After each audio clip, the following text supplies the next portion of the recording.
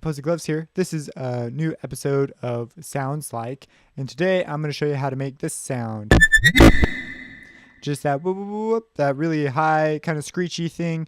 It's more of an atmospheric effect. I've prepared a drop here, and it is pretty loud, but I'm going to play it for you, so just be ready for the loudness.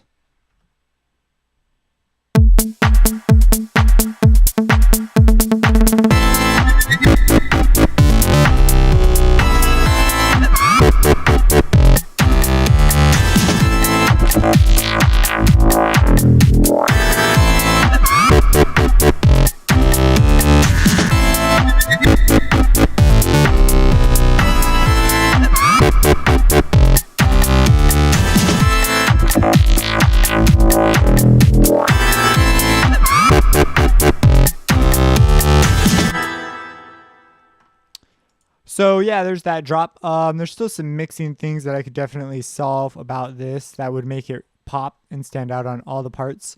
But today we're just going to focus on this guy. So let's get right to it. I am using a ton of FM8, a massive, a Harmer. This crazy morphine thing over here is actually an FM8, but it's going through a vocoder and a whole bunch of other stuff. So if you're wondering what that was, it's a bandpass vocoded thing. It's actually this bass.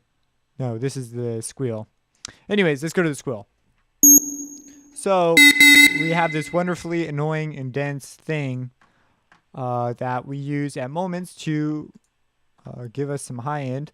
And let me add a new FM8 32-bit because the 64-bit gives me a lot of problems. So you start off with just a regular sine wave, and I already knew I wanted something high end because I wanted to get the upper frequency taken care of in this drop. I definitely wanted a moment for that. So I turned F all the way up, and I wanted some sort of a waveform that had the potential to do that. So I was scrolling through, and this soft tri-state looked like something I was looking for, so I was like, okay. Then I went over here, I took the ratio, I took it up to 8 because I knew I wanted it to be high.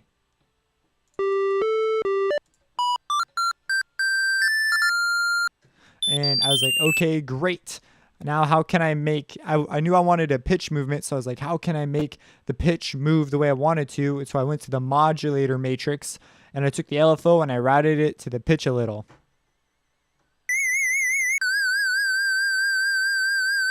Somewhere around there, just enough to get some movement. I synced my oscillator, my LFO.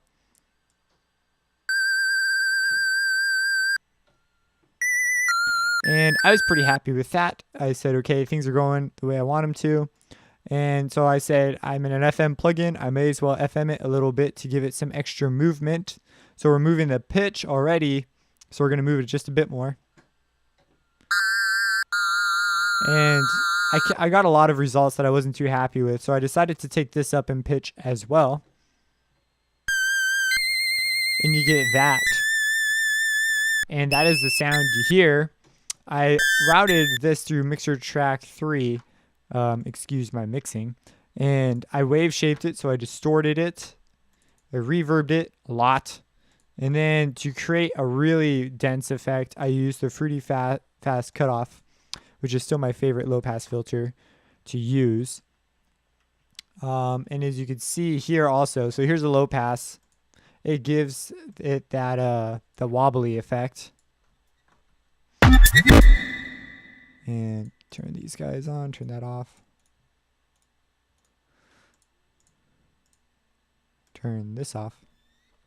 And as you can see, there's a pitch bend here, and what I'm doing to achieve the pitch bend, because in FL Studios, a pitch bend isn't exactly easy with something like FM8. It's like a big pain in the butt. I am automating the Hertz offset, which you can't see here. Oh, yeah, you can. As you can see, the Hertz offset's going up, and that's pretty much the equivalent of a pitch bend. And it's very slight because if you turn it up, it's a really big Hertz offset, and then you can't really see it, but it resets back to 0 at the end, so I can use it again later. And there's a variation on it right here. where I go much lower, and you can hear the LFO, the low pass, coming on and off. And that's pretty much it. That's how you make that sound, and it creates a nice upper end for your stuff.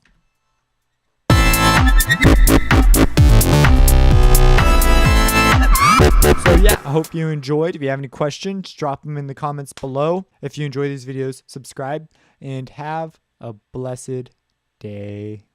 I reflect on the ride, I reflect on my mind. I don't regret anything that caused my soul to sing. I don't regret growing wings and taking